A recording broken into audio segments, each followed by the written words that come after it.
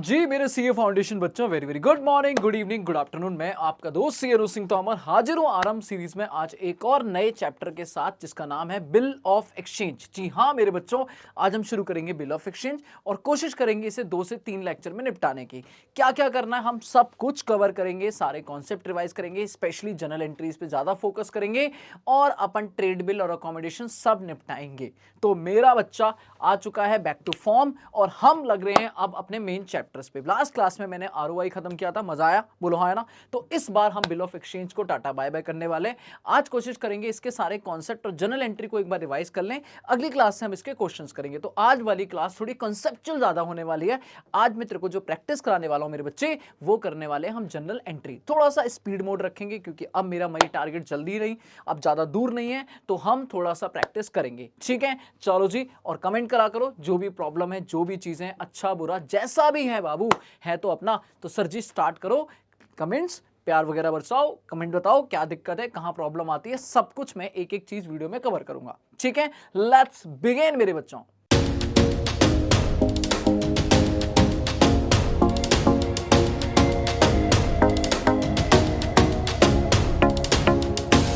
हाँ जी मेरे बच्चे, तो स्टार्ट करते हैं अपन बिल ऑफ एक्सचेंज की छोटी छोटी कहानियों से, ठीक है। क्या होता है बिल ऑफ एक्सचेंज, अगर मैं सिंपल बात करूं, एकदम नॉर्मल लैंग्वेज में समझाता हूं। मैं कहता हूं भाई साहब सिंपल है, मेरा एक चिंटू, लो जी बेटा आराम से बात सुनो। ये मेरा चिंटू है, टें टें टें टें, सर जी मिस्टर चिंटू, ठीक है जी। ये अपना सेलर है, इसको सामान बेचना है, इसने सेलर बेचा है मिस्टर पिंटू को, टें टें, मिस्टर पिंटू थोड़ा सा टेढ़ा किस्म का इंसान, ये देखो डरावना सा लग रहा है, हाँ कह रहा सर जी बढ़िया। ये है हमारा मिस्टर पिंटू, बोले तो बायर, मिस्टर पिंटू बोले तो बायर। अब एक सेलर है और एक मेरे बच्चे कौन है, बायर। इसने इसे सामान बेचा, गुड्स सोल्ड किया है, बहुत बढ़िया। कितने का सामान बेचा, फॉर एग्जाम्पल के लिए मेरे बच्चे 1 लाख रुपए का सामान बेचा। सुनो, धूल जाओ भूल जाओ अभी सारी कहानी को, एक बार मेरे साथ कॉन्सेप्ट रिवाइज करो। हमने 1 लाख का सामान बेचा और मैंने कहा पिंटू बेटा पैसा, पिंटू कह रहा आज तक दिया है जो अब दूंगा, दैट मीन्स उधार में, दैट इज सामान कैसे बेचा है, ऑन क्रेडिट। और क्रेडिट कितने महीने का, 3 महीने का मैंने इसको उधार दे दिया। मैंने कहा बाबू जा मेरे बच्चे जा, जी ले अपनी जिंदगी, 3 महीने बाद पैसा दे दियो। चिंटू ने पैसा सामान तो दे दिया, पिंटू पैसा कब देगा, 3 महीने बाद। एंट्री भी हो गई, सेल हो गया, credit, Pintu account debit to sale, कोई टेंशन नहीं। पर चिंटू को मेरे बच्चे रात में नींद नहीं आ रही है, टेंशन हो रही है, कह रहा मैंने सामान तो उधार दे दिया, सर जी सामान तो दे दिया, पर पिंटू का भरोसा नहीं। आज तो बड़ा मीठी मीठी बातें कर रहा है, आज तो कह रहा है सर दे दूंगा, पर पता नहीं 3 महीने बाद पैसा दिया या नहीं दिया, तो सर टेंशन है। और अगर नहीं दिया तो सामान भी गया, पैसा भी गया, डबल नुकसान। सर जी ऐसे कैसे चलाएंगे हम बिजनेस, अगर रोज बैड डेप्ट होंगे तो ऐसे कैसे चलाएंगे बिजनेस।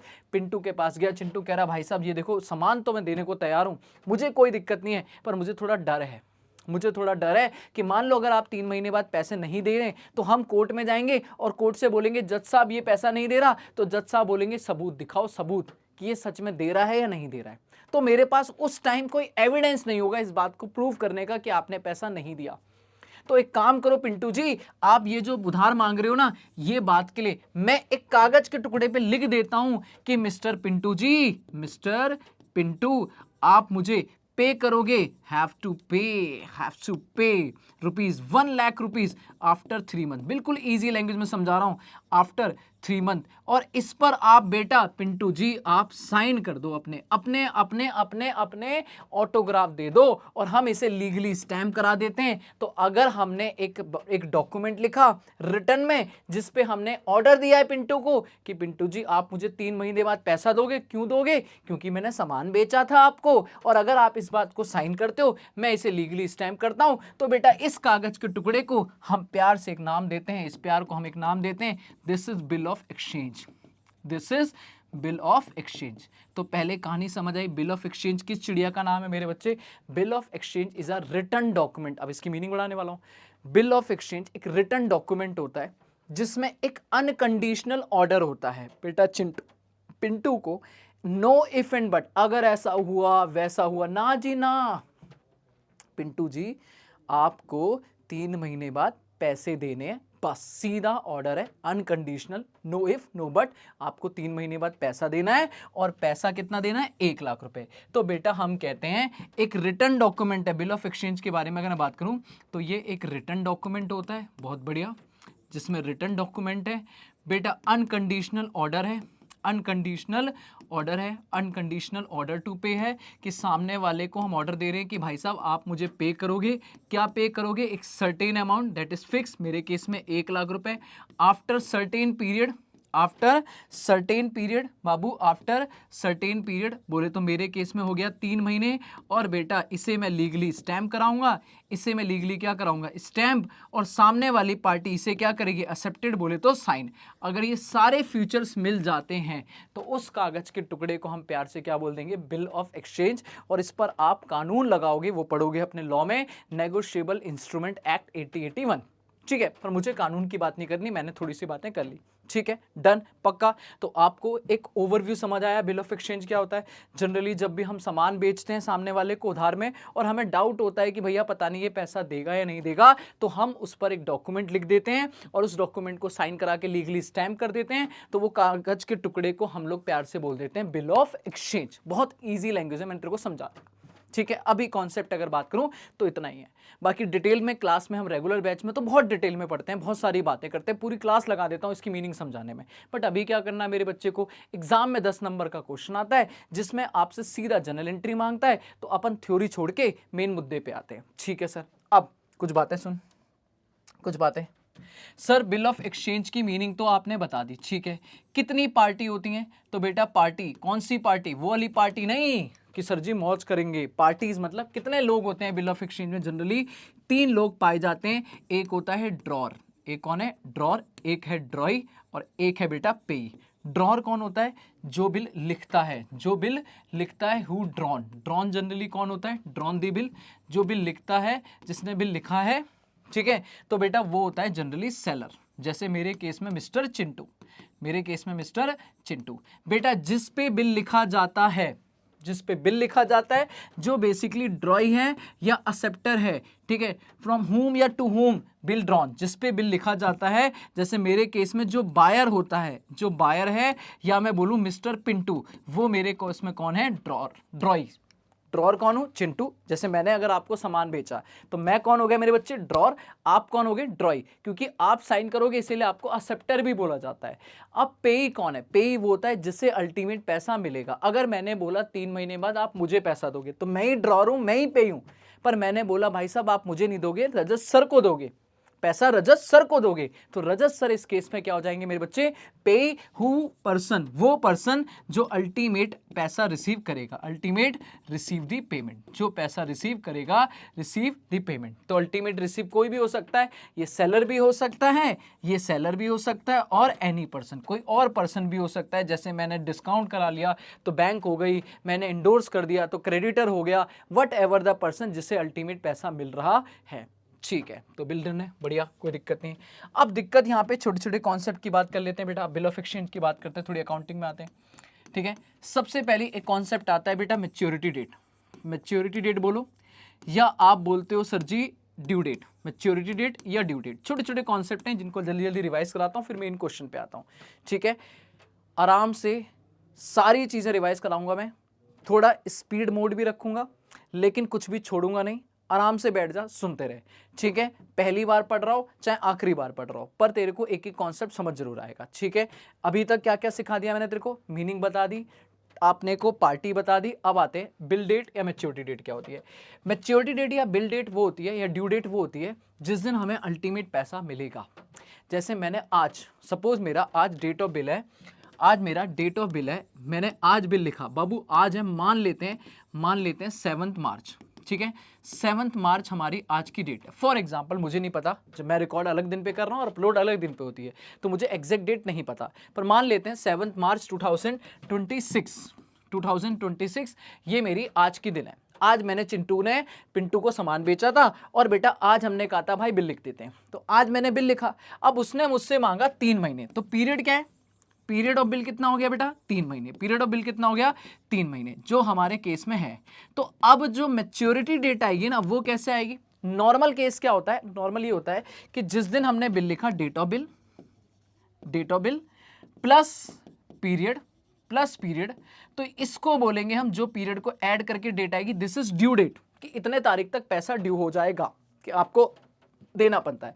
पर एज पर लॉ हमें मिलते हैं 3 दिन बेटा, क्या 3 दिन, ना कम ना ज्यादा, 3 दिन फिक्स हैं। ये 3 दिन एक्स्ट्रा मिलते हैं ग्रेस पीरियड, कि भैया चल तू 3 महीने मांग रहा है ना, चल 3 दिन और दिए, तू 2 महीने मांग रहा है ना, चल 2 नहीं 3 दिन फिक्स है, 3 दिन दिए। तो मेरे केस में अगर मैंने 7 मार्च को लिखा है, तो बेटा जल्दी बताओ, 7 मार्च प्लस 3 महीने, और जो भी डेट आएगी उसमें 3 दिन एक्स्ट्रा और दे दो। तो इसका मतलब मार्च के बाद सीधा महीना लगाओ, मार्च के बाद अप्रैल, डे नहीं, डे छोड़ दो, मार्च के बाद अप्रैल, अप्रैल के बाद मई के बाद जून, तो 7 जून मेरे बच्चे, 7 जून हमारी क्या है डेट, उसमें 3 दिन ऐड करेगा, तो बेटा 10 जून हमारी क्या आ जाएगी, मैच्योरिटी डेट। मतलब 10 जून इक्वल टू वो डेट जिस दिन हमें पैसा मिल जाना चाहिए। अगर 10 जून तक लास्ट डेट, मैच्योरिटी डेट बोले तो लास्ट डेट, अगर इस दिन पैसा नहीं मिला तो बेटा कल कोर्ट में मिलेंगे, कल कोर्ट में मिलेंगे, कल वहां पे जाके बात करेंगे। तो 10 तारीख इज अ लास्ट डेट। दोबारा निकालो, कैसे निकाला मैंने, मार्च से 3 महीने ऐड करें, अप्रैल मई जून, तो जून तक हमारी डेट आ गई। अब जून में 3 दिन और ऐड कर दिए, तो बेटा 3 जून, 7 जून में 3 दिन ऐड करें, 8 9 10, 10 is my last date. Last date को हम लोग यहां से बोलते हैं मैच्योरिटी डेट। पर ये तो हो गई सीधी बात। अब स्पेशल पॉइंट, मैच्योरिटी के स्पेशल पॉइंट क्या है, स्पेशल पॉइंट ये है कि सर जी अगर पॉइंट नंबर वन, अगर मैच्योरिटी डेट किसी हॉलीडे पे पड़ती है, अब हॉलीडे 2 होते हैं, एक होते हैं नेशनल हॉलीडे, नेशनल बोल दो, या पब्लिक हॉलीडे। बेटा कोई ऐसी छुट्टी पड़ गई आपकी जो आपका नेशनल हॉलीडे है या पब्लिक हॉलीडे है, बोले तो 3 दिन, बेटा 15 अगस्त, या आप मान लो 26 जनवरी, मैं इसको ऐसे बोलता हूं, ठीक है, मैं ऐसे बोलता हूं कि हमारे हॉलीडे 2 तरीके के होते हैं, ऐसे समझो, हॉलीडे 2 तरीके के होते हैं। एक होंगे, दोनों पॉइंट एक साथ कवर हो जाएंगे, एक होंगे नेशनल हॉलीडे, नेशनल या पब्लिक हॉलीडे, और एक होते हैं हमारे इमरजेंसी हॉलीडे, मेरे बच्चे एक्चुअल में क्या पिक्चर है, ध्यान से देखो।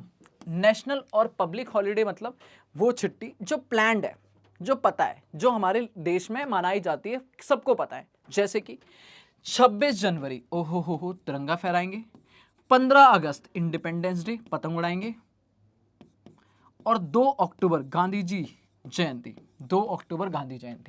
ये 3 दिन हमारे लॉ में लिखे हैं कि इन 3 दिन को हम नेशनल हॉलीडे बोलेंगे या पब्लिक हॉलीडे। अब कोई बिल आपने लिखा और उस बिल की मैच्योरिटी डेट अगर इन दिन पड़ जाती है, तो बेटा वो कहता है आपको एक दिन पहले, क्योंकि ये पहले से पता था, आपको पता था 26 जनवरी आने वाली है, तो आपको पैसा एक दिन पहले अरेंज करके रहना पड़ेगा। मतलब दैट इज आपकी जो मैच्योरिटी डेट है वो 1 डे, बेटा 1 वर्किंग डे प्रिसीड हो जाएगी, 1 वर्किंग डे प्रिसीड हो जाएगी। दैट इज जो भी आपका वर्किंग डे होगा, इससे पहले वाला जो भी वर्किंग डे होगा उससे पहले बिफोर शिफ्ट हो जाएगी। मतलब 26 की जगह अगर वर्किंग डेज 25 है तो 25 हो जाएगी, 14 अगस्त हो जाएगी, या 1 अक्टूबर हो जाएगी। अभी क्वेश्चन समझाऊंगा मैं, क्लियर है। लेकिन अगर कोई इमरजेंसी हॉलीडे है, जैसे कि सर आपकी लॉकडाउन लग गया है ना, कोविड आया था ना, लॉकडाउन याद है सर, जो आपका ड्रॉई था, जो आपका पैसे देने वाला था, उसकी डेथ हो गई, ठीक है, या बैंक स्ट्राइक पे बैठ गई, या भारत बंद है, या कोई भी एनी रीजन है कि भैया प्राइम मिनिस्टर को कुछ हो गया, सीएम को कुछ हो गया, कोई भी एक रेप्यूटेड बंदे को कुछ हो गया और गवर्नमेंट ने बोला कल छुट्टी है। अब कल अचानक से छुट्टी है, अब अचानक से तो बेटा ये प्लान्ड है अनप्लान्ड है, तो मेरे बाबू ये तो अनप्लान्ड है, ये तो अनप्लान्ड है, हमें थोड़ी ना पता, हमें थोड़ी ना साक्षात दर्शन हो रहे हैं भगवान श्री कृष्ण ने कि ऐसा होने वाला है फ्यूचर में। अगर हमारा फ्यूचर हमें पता होता तो मेरे बच्चे, अब तक मेरा बच्चा सीए बन चुका होता, वो सबसे पहला काम करता जाके फाउंडेशन का पेपर निकाल के एग्जाम करता। बोला है ना, बच्चा कह रहा सबसे पहला काम मेरा ये होता, मैं फाउंडेशन का पेपर आज ही निकाल के सामने रख लेता और वही क्वेश्चन करता, बात खत्म, सारी टेंशन फ्री, क्लियर है। बट कौन जानता है फ्यूचर, मुझे क्या पता कौन सा क्वेश्चन आने वाला है, मैं तो सब पढ़ूंगा, मैं तो 100% पढ़ाऊंगा, मेरा बच्चा ही पढ़ेगा। तो पॉइंट ये कि ये तो अनप्लान्ड है। अच्छा, अब मैं तो आराम से बैठा था 15 जनवरी को, कोई नेशनल हॉलीडे नहीं, कोई छुट्टी नहीं, पर सडनली गवर्नमेंट ने बोला भारत बंद, आज कोई काम नहीं होगा, आज सब छुट्टी है। तो बेटा अब मैं क्या करूं, मैं 14 टाइम मशीन से पीछे जाऊं? नहीं, तो फिर मुझे एक दिन बाद, जो भी मेरा एक वर्किंग डे अगला वाला आएगा, नेक्स्ट वर्किंग डे बोले तो अगर मैं बोलूं नेक्स्ट वर्किंग डे, वो आफ्टर मतलब जो भी मैच्योरिटी डेट होगी उसका नेक्स्ट या फिर प्रीसीडिंग, या फिर प्रीसीडिंग मतलब सक्सीडिंग या प्रीसीडिंग। सक्सीडिंग मतलब एक दिन बाद वाला, प्रीसीडिंग मतलब एक दिन पहले वाला। जैसे कि मान लो मैंने कहा मेरे बच्चे, मान लो 12 जुलाई 2025 को मैंने एक बिल लिखा, ये मेरी बिल डेट है, ठीक है। और बेटा एक महीने का बिल लगा, तो बताओ क्या होगा, 12 जुलाई से एक महीना ऐड करोगे तो एक महीना आ गया 12 अगस्त, और उसमें 3 दिन ग्रेस पीरियड ऐड करोगे तो बेटा ये आ जाएगी 15 अगस्त माई मैच्योरिटी डेट। बट जल्दी बताओ 15 अगस्त को क्या है, सिर्फ 15 अगस्त को तो नेशनल हॉलीडे है, तो बेटा फिर मैच्योरिटी डेट बेटा जी 14 अगस्त हो जाएगी। अच्छा बढ़िया सर बढ़िया। अगर मैंने कहा ना ना ना ना मेरे मुन्ना सर, हमने बोला 15 जुलाई 2025 को हमारी बिल डेट थी, ठीक है, और मैंने 3 महीने का बिल लिखा था, तो जुलाई से बेटा कब होता है, जुलाई से अगस्त, अगस्त से सितंबर, सितंबर से अक्टूबर, 15 अक्टूबर और 3 दिन ऐड करे तो 18 अक्टूबर 2025 मेरी मैच्योरिटी डेट आई। अब इस दिन कोई नेशनल हॉलीडे है क्या, नहीं। इस दिन कोई नेशनल हॉलीडे है क्या, नहीं। पर बेटा लॉकडाउन लग गया, पर बेटा डेथ हो गई, पर बेटा बैंक ने स्ट्राइक बोर्ड दी, कह रहा भैया इस दिन भारत बंद रहेगा, तो क्या करेंगे। अब 18 से 17 हो सकता है क्या, नहीं सर 19, फिर हमारी मैच्योरिटी डेट हो जाएगी 19 अक्टूबर 2025, अगर 19 को वर्किंग डेज है। अब यहाँ मेरा बच्चा दिमाग लगाएगा फालतू का, कहेगा सर जी संडे पड़ गया तो, ये पड़ गया तो, ये छुट्टी हो गई तो। बेटा यहाँ लिखा है, जो लिखा है वो पढ़ना है, अपने को लॉ नहीं पढ़ना, अपने को अकाउंट्स पढ़ना है। मेरे एग्जाम में सिंपल क्वेश्चन आ सकता है, अगर नेशनल हॉलीडे तो एक दिन पहले, अगर कोई इमरजेंसी हॉलीडे वो भी क्वेश्चन बताएगा तो एक दिन बाद, खत्म। पक्का दोबारा सुन लो क्या क्या बातें हमने कर ली। मैच्योरिटी डेट का नॉर्मल फॉर्मूला है बेटा डेट ऑफ बिल, जिस दिन हमने बिल लिखा, बहुत बढ़िया, प्लस पीरियड, और जो भी दिन आएगा ड्यू डेट उसमें 3 दिन ऐड कर दोगे एज अ ग्रेस पीरियड, ठीक है। अब अगर ये पीरियड बेटा किसी नेशनल हॉलीडे पे आ गया, नेशनल हॉलीडे या पब्लिक हॉलीडे कुछ भी बोलो, तो आपको एक प्रीसीडिंग डे उठाना पड़ेगा, क्योंकि सर जी आपको ये चीज़ पहले से पता है। अगर आपका कोई इमरजेंसी हॉलीडे आ गया, इमरजेंसी हॉलीडे, तो आपको एक दिन आगे मतलब कहीं ना कहीं सक्सीडिंग डे उठाना पड़ेगा, सक्सीडिंग डे उठाना पड़ेगा, ठीक है, डन है, पक्का। नाउ आगे चलना, अभी लास्ट पॉइंट, बस लास्ट पॉइंट बेटा, आपको पीरियड, मान लो आज डेट ऑफ बिल है, मान लो आपका डेट ऑफ बिल है 20 जनवरी 2026, 28 जनवरी 2026, इस दिन हमने बिल लिखा था। अब पीरियड वो आपको दो तरीके से दे सकता है, या तो 2 महीने या 60 डेज, 2 महीने या 60 डेज। क्या दोनों में कैलकुलेशन सेम होगी, क्या दोनों में कैलकुलेशन सेम तरीके से होगी, the answer is no.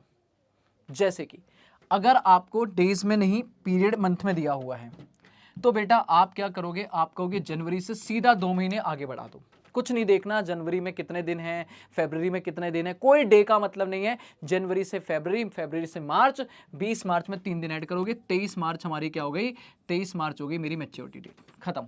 23 March is my maturity date. Sir 20 से जनवरी से फरवरी, फरवरी से मार्च 3 दिन ऐड करें, 23 March is my maturity date. पर अगर डेज में कैलकुलेट कर रहे हो तो बेटा फिर एक एक दिन काउंट करना पड़ेगा। फिर कैसे काउंट होगा, फिर आप सीधा मंथ एक्सीड नहीं कर सकते, आपको जनवरी का एक एक दिन काउंट करना पड़ेगा कि जनवरी में अगर मैं खड़ा हूं तो जनवरी में टोटल दिन होते हैं 31, जिसमें से जिस दिन बिल लिखा है उतने दिन हटा दो, उतने हटा दो, वो बीत गए, डेट ऑफ बिल कंसीडर नहीं किया जाएगा, हटा दो। तो अल्टीमेट जनवरी के कितने बचे बाबू, 11।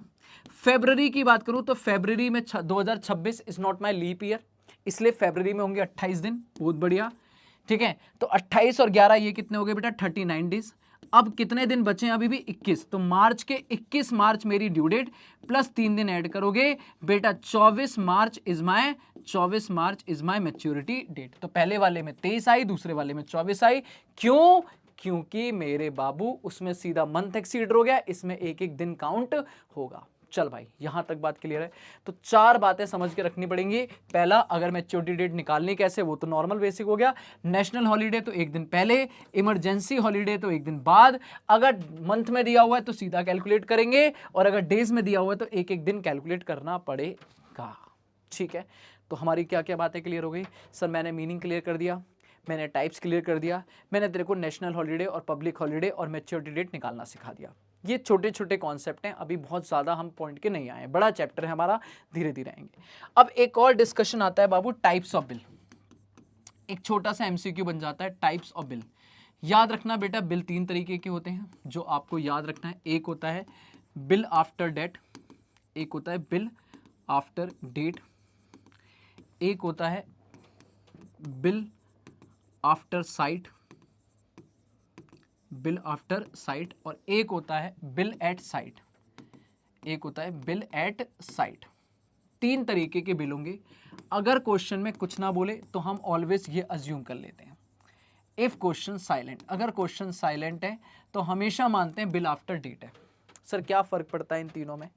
फर्क क्या पड़ता है मेरे बच्चे? फर्क ये पड़ता है बाबू, ध्यान से देखना, फर्क ये पड़ता है, सबसे पहले अगर आपका बिल आफ्टर डेट है तो देखो 2 चीजें होती हैं। एक होता है डेट ऑफ बिल, मान लो मैंने आज बिल लिखा, आज की डेट है 7 मार्च 2026, ठीक है, ये मेरे बिल की डेट है। लेकिन मेरा जो पिंटू है ना, ये मैंने दिल्ली में ड्रॉ किया, ये मैंने दिल्ली में ड्रॉ किया, तो जिस दिन मैंने बिल लिखा उस दिन डेट क्या थी? 7 मार्च। पर मेरा जो पिंटू है, मेरा जो बायर है ना, वो मुंबई में बैठा हुआ है, वो मुंबई में सर जी इंजॉय कर रहा है, मुंबई में बैठा है। बायर कहाँ बैठा है? मुंबई। अब बेटा साइन वो यहीं से बैठे बैठे कर देगा क्या? नहीं, मैंने ये बिल उसको भेजा, तो उसको बिल मैंने कोरियर के थ्रू भेजा, उसको रिसीव हुआ 10 तारीख को और उसने 10 तारीख को साइन किया। तो डेट ऑफ एक्सेप्टेंस जो हो गई, डेट ऑफ एक्सेप्टेंस जो हो गई, इस बिल को साइन जो हुआ है वो हुआ है 10 मार्च को। एक्सेप्टेंस कब हुई है? 10 मार्च 2026। अभी तक बेटा सब एमसीक्यू बोले तो ट्रू एंड फॉल्स पर्पस के लिए पढ़ रहे हैं, ट्रू एंड फॉल्स के लिए पढ़ रहे हैं। अब पॉइंट ये है कि भैया हमने बिल लिखा था 7 तारीख को, बिल पहुंचा 10 तारीख को। नाउ क्वेश्चन ये होता है, अगर ये बिल 2 महीने का है, अगर इस बिल का पीरियड 2 महीने का है, तो मेरे बच्चे ये 2 महीने शुरू कहां से होगा? डेट ऑफ बिल या डेट ऑफ एक्सेप्टेंस? क्वेश्चन समझ आया कि अगर बेटा बिल 2 महीने का है तो 2 महीने की काउंटिंग शुरू कहां से करोगे? 7 तारीख से या 10 तारीख से? तो अगर वो क्वेश्चन कहता है बिल आफ्टर डेट है, इसका मतलब स्टार्ट होगा, स्टार्ट्स होगा फ्रॉम डेट ऑफ बिल से, स्टार्ट होगा date of bill.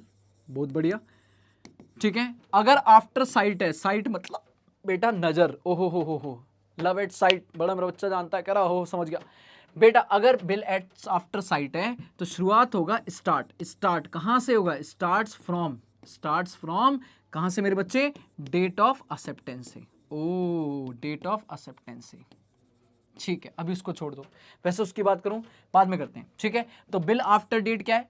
After date बोले तो डेट ऑफ बिल से एक्सेप्ट होगा, आफ्टर साइट मतलब डेट ऑफ एक्सेप्टेंस से। बाबू ग्रेस पीरियड यहां भी मिलेगा, जो भी मतलब इस केस में 7 तारीख से शुरू होगा 2 महीने, तो मार्च के बाद अप्रैल, अप्रैल के बाद मई, 7 मई में 3 दिन ऐड करो, ग्रेस पीरियड ऐड करो, ग्रेस पीरियड अलाउ। तो बेटा इस केस में जो मेरा मैच्योरिटी डेट आ जाएगी, वो मैच्योरिटी डेट होगी 7 मार्च, जो मैंने सिखाया 7 मार्च में 3 महीने ऐड, सॉरी 2 महीने ऐड करोगे, 2 महीने ऐड करोगे और 3 दिन ऐड, 3 दिन add.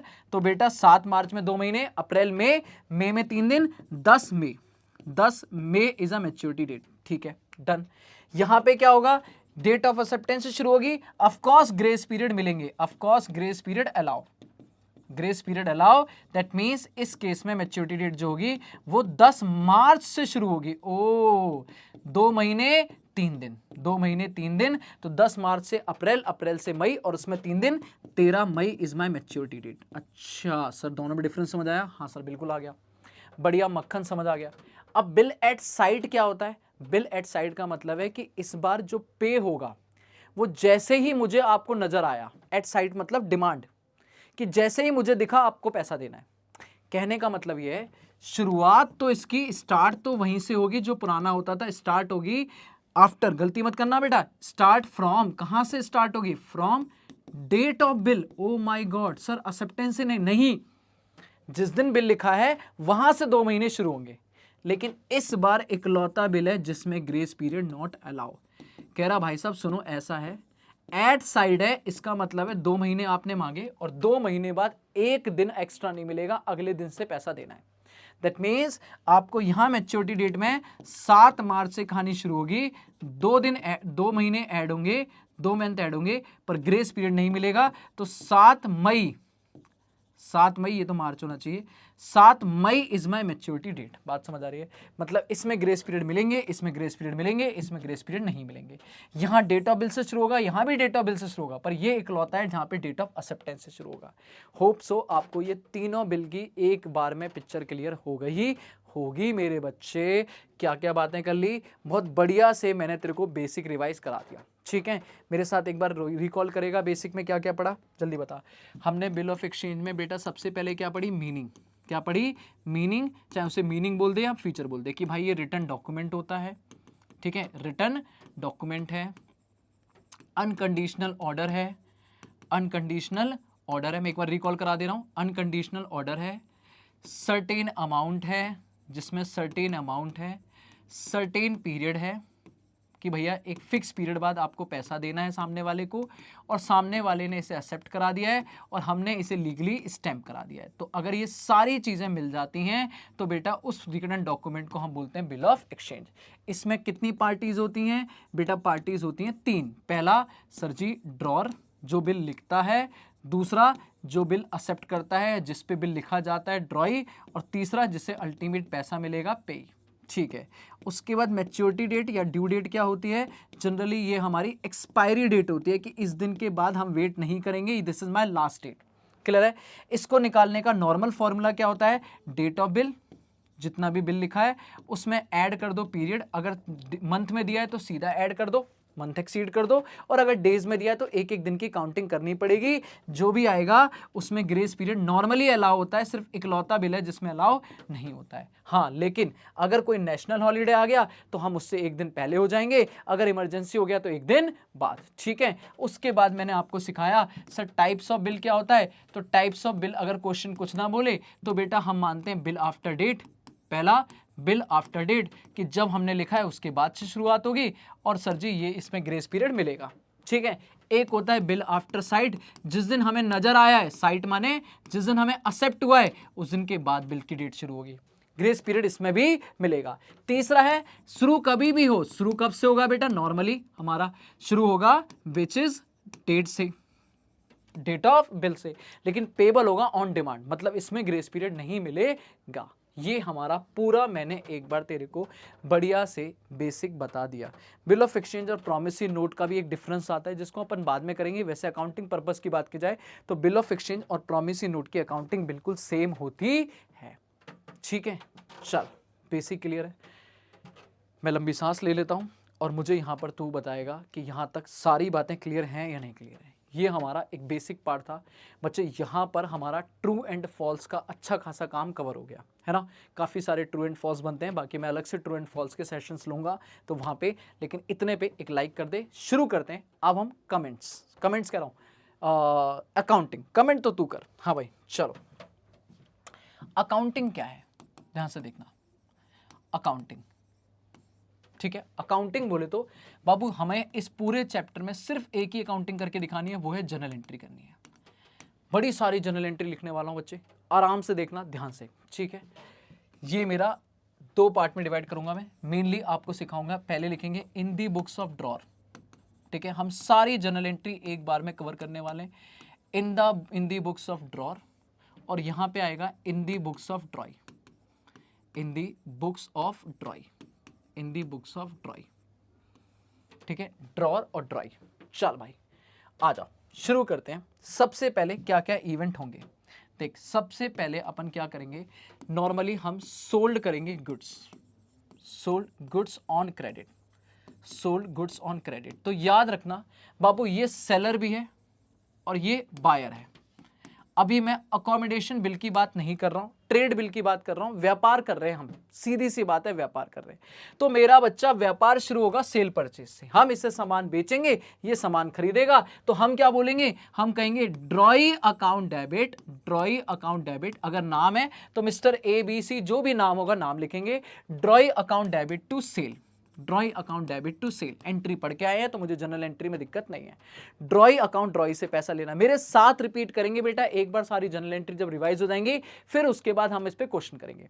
ड्रॉई account debit to sale, अगर जीएसटी है तो बेटा याद रखना यहां पे लगेगा आउटपुट जीएसटी। अगर क्वेश्चन में जीएसटी है तो जो भी जीएसटी है, सीजीएसटी, एसजीएसटी, आईजीएसटी, वटएवर, और ड्रॉई का ऐड करके आ जाएगा कि being goods sold, being goods sold. ठीक है, पक्की बात है। यहां पे अगर ट्रेड डिस्काउंट है तो ट्रेड डिस्काउंट लेस करके प्राइस आएगा, अपने को पता है, क्वेश्चन कर लेंगे। ठीक है, तो ये अपन यहां पे इतना पैसा मुझे यहां पे लेना है। ठीक है, इधर क्या होगा बेटा, ये सामान खरीदेगा तो purchase account debit, purchase account debit, input इसके पास जीएसटी आएगा, input GST account debit to drawer, इसको ये पैसा देना है टू ड्रॉर अकाउंट।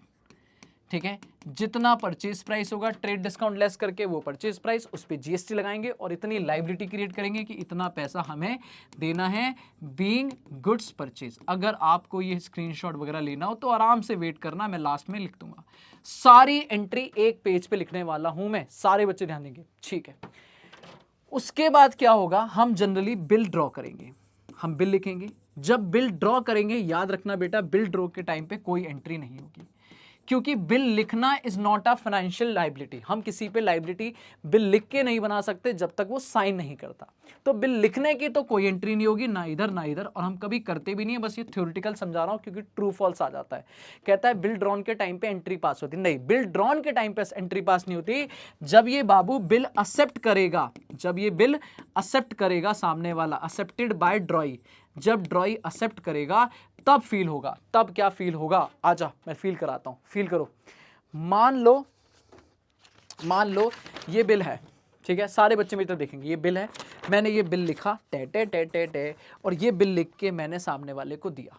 ठीक है, तो उस टाइम कोई एंट्री नहीं, पर जब ड्रॉई, आप हो ड्रॉई सामने बैठा, मेरे सच्चा साइलेंट मत बैठ, बस मुझे 10-15 मिनट एंट्री रिवाइज करानी है और फिर सेशन ओवर कर दूंगा। क्लासेस पे क्वेश्चन अगली क्लास में करेंगे, तू भी 1-2 प्रैक्टिस करेगा, तब मैं जाके थोड़ा प्रैक्टिस मैं कराऊंगा। तो मेरे साथ एंट्री फील कर, मैं ड्रॉर और तू ड्रॉई, ठीक है, सारी एंट्री मजा आएगा। तो मैंने जैसे ही बिल ड्रॉ करके तेरे को दिया, कुछ नहीं एंट्री, क्योंकि अभी तब तक, जब ये कागज का टुकड़ा तब तक वैलिड नहीं है जब तक तू साइन नहीं कर देगा। तो जैसे ही तू साइन करेगा तो मुझे ये बिल वापस देगा, ये मेरे लिए बन जाएगा बिल्स रिसीवेबल और तेरे बन जाएगा बिल्स पेबल। तो फील कर, मैं क्या करूंगा, मेरे पास बिल आया, मैं एंट्री करूंगा bills receivable account debit, bills receivable account debit, बहुत बढ़िया। टू बेटा ड्रॉई, तेरा अकाउंट खत्म, जो डेबिट आना था आ गया, क्या आया, पैसा नहीं आया, बिल आया, ड्रॉई अकाउंट बीइंग बिल रिसीव्ड। जितने का भी बिल होगा, एक होगा तो एक लिखेंगे, दो होगा तो दो अलग अलग लिखेंगे, bill receivable 1 account, bill receivable 2 account. ठीक है, being bill received, being bill received.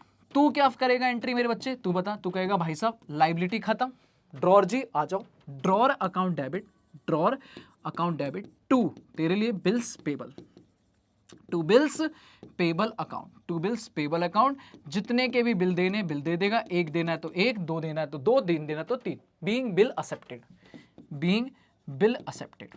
अब क्या होगा, ये जनरल एंट्री है बेटा, ये तो आपकी होनी ही होनी है, ये तो हर केस में होनी होनी है। सेल परचेज और बिल एक्सेप्ट करने की एंट्री तो होनी होनी है। अब इसके बाद क्या होगा, इसके बाद मेरे बब्बू देखो यहां से, इसके बाद हाँ यहां से अब मैं लेता हूं, ठीक है। इसके बाद क्या होता है, इसके बाद ऑप्शन आएंगे। अब ये बिल मेरे पास आ गया, फील करो। अब बेटा आपको कुछ नहीं करना, आप थोड़ी देर के लिए भूल जाओ। अब मैं क्या कर सकता हूं, मेरे पास 4 ऑप्शंस हैं। मेरे पास कितने ऑप्शन है, 4। ऑप्शन नंबर 1 आराम से देखना sir, option number 1, option number 1, मैं इस बिल को संभाल के रखता हूं बेटा, इस बिल को संभाल के रखता हूं। बिल रिटेन टिल मैच्योरिटी, तो मैच्योरिटी तक मैं किसी को नहीं ले रहा, अपने सीने से लगा के अपने पास रख के बैठा हूं, तो मैच्योरिटी तक कुछ नहीं होगा।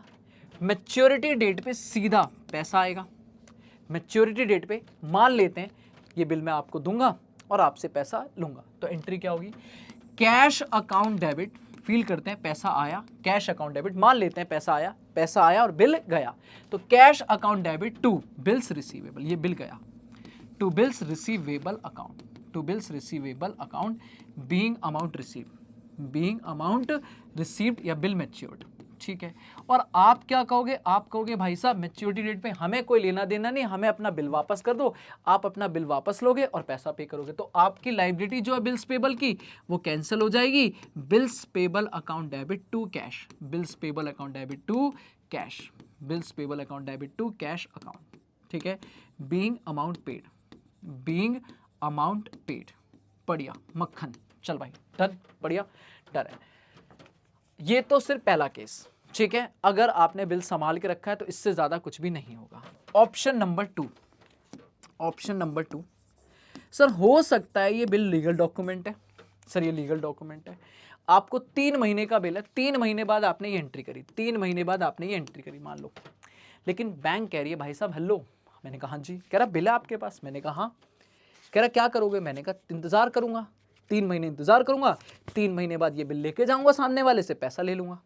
कह रहा अगर आज ही पैसा मिल जाए तो, मैंने कहा अभी तो आज ही तो बिल लिखा है, 3 महीने अभी तो होने हैं। कह रहा तो क्या हुआ, अगर आज ही आपको मैं पैसा दे दूं तो, मैंने कहा अच्छा 1 लाख का बिल है ये, कितने का बिल है 1 लाख, और बैंक कह रही है ये बिल हमें दे दो और हम आज ही पैसा दे देंगे।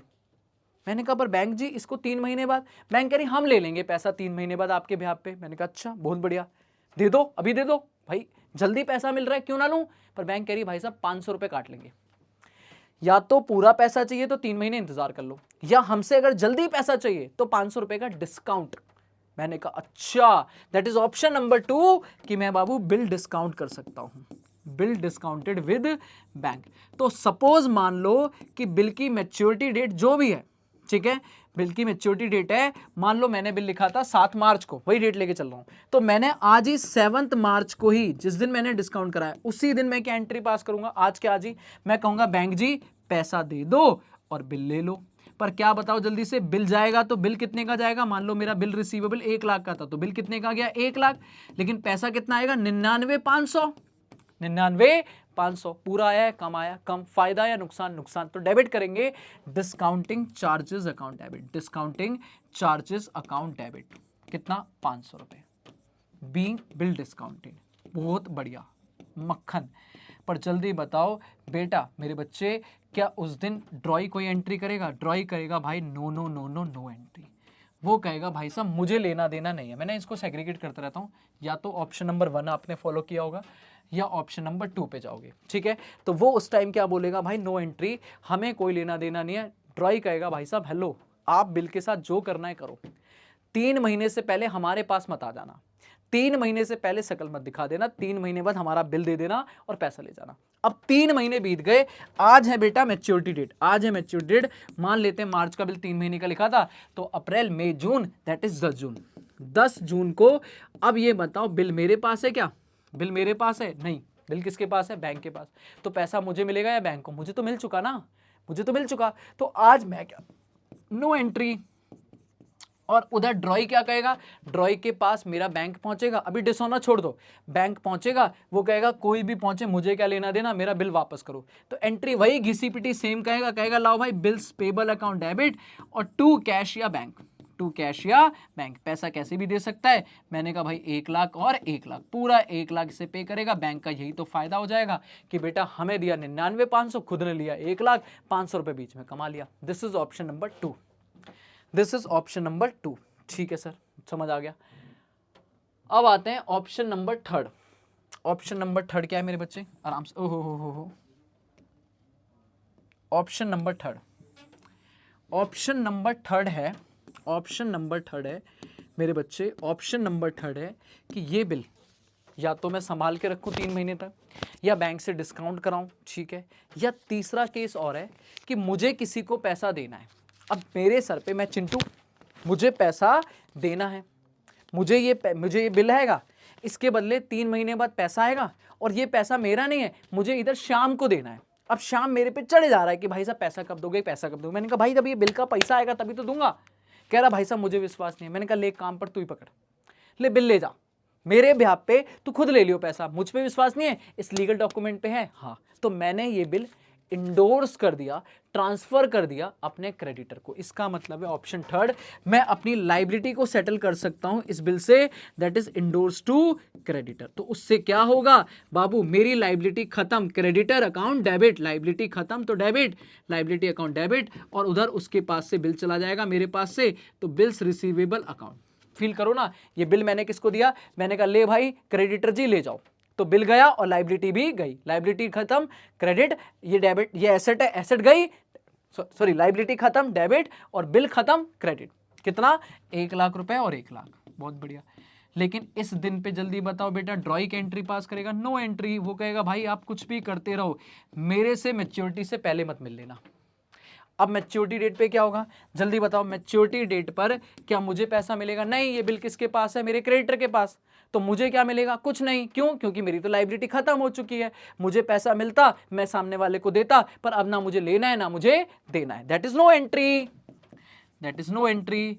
पर बेटा ये क्या कहेगा, ये वही घिसा पिटा एंट्री, क्या कहेगा भाई साहब, वही फालतू की बात, bills payable account debit to cash, हमारा बिल दे दो, मुझे कोई फर्क नहीं पड़ रहा कौन आ रहा है, भैया चिंटू आ रहा है, चिंटू की बैंक आ रही है, चिंटू का क्रेडिटर आ रहा है, बिल चाहिए, पैसा लो, पकड़ो, चाओ भागो, 1 लाख रुपए और 1 लाख रुपए, 1 लाख रुपए और 1 लाख रुपए। मेन तो यही 3 केस हैं जो याद रखने, पर एक और केस सिखा देता हूं मैं, ठीक है, चल भाई अब देख ले जल्दी से, इसको थोड़ा सा छोटा करता हूं मैं, ठीक है, case number last, option number 4, option number 4, option number 4, option number 4। बेटा हम कई बार ऐसा भी होता है, हमारी बैंक हमें बड़ा रेप्यूटेड मानती है, बैंक को लगता है कि भाई साहब आप बढ़िया हो यार, आप हमारे वो कस्टमर हो जो कई सालों से जुड़े हुए हो, और आपकी ट्रांजैक्शंस भी अच्छी हैं जिस पे हम अच्छा खासा ब्याज व्याज कमाते हैं, तो बैंक हमें कई बार कुछ फैसिलिटीज़ भी देती है, जैसे कई बार लॉकर फैसिलिटी दे देती है। ऐसे ही बैंक कहती है भाई आप तो रोज़ सामान बेचते हो, मैंने कहा हाँ, कह रहा रोज़ बिल लिखते हो, मैंने कहा हाँ, कह रहा अलग अलग मैच्योरिटी डेट होती है, मैंने कहा हाँ, तो बैंक कह रही है भाई साहब एक काम करो, मैंने कहा क्या, कह रही एक काम करो, ये जितने बिल आप लिखते हो ना, ये बिल हमें दे दिया करो, और हम अपने आप आपके बिहाफ पे जाएंगे और पैसा कलेक्ट करके, हम डिस्काउंट नहीं कर रहे, इनकी मैच्योरिटी डेट कैलकुलेट करेंगे अपने आप, और आपके बिहाफ पे जाके पैसा कलेक्ट करके आपके अकाउंट में यूपीआई मार देंगे, आपको टेंशन लेने की जरूरत नहीं है, और इसके बदले हमें कोई चार्जेस नहीं चाहिए। वाह जी वाह, that is bill sent for collection, that is without any charges. इस बार कोई चार्जेस नहीं ले रही, लेगी भी तो अलग से बैंक चार्जेस में ऐड हो जाएगा, पर हमारे लिए अभी बिल में से कुछ भी माइनस नहीं हो, पूरा पैसा मिलेगा। तो इस केस में ऑप्शन नंबर 4, ना मैंने अपने पास रखा, ना मैंने डिस्काउंट कराया, ना मैंने किसी और को दिया, मैंने अपनी बैंक को दिया कि बैंक जी मेरे ब्याह पे जाके पैसा कलेक्ट कर लेना। तो बेटा आज क्या होगा, आज बिल गया, बिल तो गया, और एक राइट आया, पैसा नहीं आया, राइट आया, क्या, bill sent for collection, bill sent for collection account की पैसा आएगा, 1 लाख का 1 लाख, 1 लाख का 1 लाख, पूरा पैसा आने का राइट आ गया। और इस दिन ये क्या कहेगा, कहेगा भाई मुझे ये सब बातों से कोई लेना देना नहीं है, मैच्योरिटी से पहले मेरे पास बताना। जब मैच्योरिटी डेट होगी इस बार क्या मुझे पैसा मिलेगा, हाँ इस बार मिलेगा, क्योंकि पिछली बार मैंने पैसा नहीं लिया था, बस बिल दिया था। अब बैंक मेरे ब्याह पे क्या कहेगी, पैसा कलेक्ट करेगी और मेरे अकाउंट में बैंक अकाउंट डेबिट हो जाएगा, और ये जो मैं राइट लेके बैठा था ये खत्म हो जाएगा, to bill sent for collection, to bill sent for collection account, to bill sent for collection account, 1 lakh का 1 लाख पूरा पैसा। बच्चा कहेगा सर इस पे बैंक कोई चार्जेस नहीं लेगी, यहां तो नहीं लेगी, अगर लेगी भी तो अलग से पे कर देंगे, bank charges account debit to bank, इधर कोई लेना देना नहीं है, यहां साफ सुथरी एंट्री। ये कहेगा मुझे तुम्हारे से कोई लेना देना नहीं है, मेरा बिल दे दो, और टू बैंक, टू कैश या बैंक, टू कैश या बैंक, 1 लाख और 1 लाख, खत्म। बेटा ये 4 ऑप्शन है, इन 4 ऑप्शन से मैंने नॉर्मल आपको जनरल अकाउंटिंग कर दी बेटा, बढ़िया से मैंने सारे के सारे कर दिए। मैच्योरिटी है तो बेटा सीधा मैच्योरिटी डेट पे एंट्री होगी, पैसा आया, बिल गया, बिल आया। अगर आप इधर देखोगे तो एक ही एंट्री हुई है, अगर आप देखो तो कोई भी केस हो, कोई भी केस हो, कॉमन एंट्री, कॉमन एंट्री कि बिल दे दो, bills payable account debit to cash, bills payable account debit to cash, यही एंट्री है। यहाँ लफड़ा है, यहाँ अगर आप मैच्योर कर रहे हो, अपने पास रख रहे हो, कैश आ रहा है। अगर बैंक को दे रहे हो तो बैंक से आ रहा है पर थोड़ा कम आ रहा है। अगर क्रेडिटर को दे रहे हो तो क्रेडिटर डेबिट हो रहा है, और अगर कलेक्शन के लिए दे रहे हो तो राइट आ रहा है। चारों केस में बिल जा रहा है, बिल जा रहा है, बिल जा रहा है, बिल जा रहा है, बदले में कुछ ना कुछ आ रहा है। पहले में कैश आया, दूसरे में बैंक के साथ में डिस्काउंट चार्जेस आए, तीसरे में क्रेडिटर और चौथे में राइट। बढ़िया, मक्खन क्लियर है, पक्का, डन डन। ठीक है, चलो एक काम करते हैं, आज इसी पे ही क्लास को अपनी ओवर करेंगे। एक बेसिक मैंने रिवाइज करा दिया, एक बेसिक जनरल एंट्री करा दी। अगले सेशन में जब मैं आऊँगा तो बाबू आपको पढ़ाऊँगा सबसे पहले बिल रिबेट क्या होता है, ठीक है, बिल रिबेट क्या होता है, फिर हम पढ़ेंगे डिसऑनर, डिसऑनर, और इसी के साथ में renewal and insolvency, renewal and insolvency, renewal and insolvency, renewal and insolvency. Bill renew करेंगे और इंसॉल्वेंसी पढ़ेंगे और इस पर क्वेश्चन करेंगे, इस पर क्वेश्चन करेंगे। फिर लास्ट वाले लेक्चर में, लेक्चर 2 में हम ये काम करेंगे। दिस इज लेक्चर 2, लेक्चर 2, और फिर आएगा लेक्चर नंबर 3 जहाँ पे मैं आपको अकोमोडेशन बिल का काम कराऊंगा, ठीक है, और फिर मेरा ये चैप्टर खत्म हो जाएगा। डन है? तो बेटा जान लगा देंगे, अब बढ़िया से पढ़ते रहे, कोई टेंशन नहीं है। लो भाई आज के लिए इतना ही, thank you thank you thank you so much, और प्यारा सा कमेंट करना। गर्मी बहुत है, देख लो पसीना आ रहा है ना, पर ठीक है, चलो बढ़िया।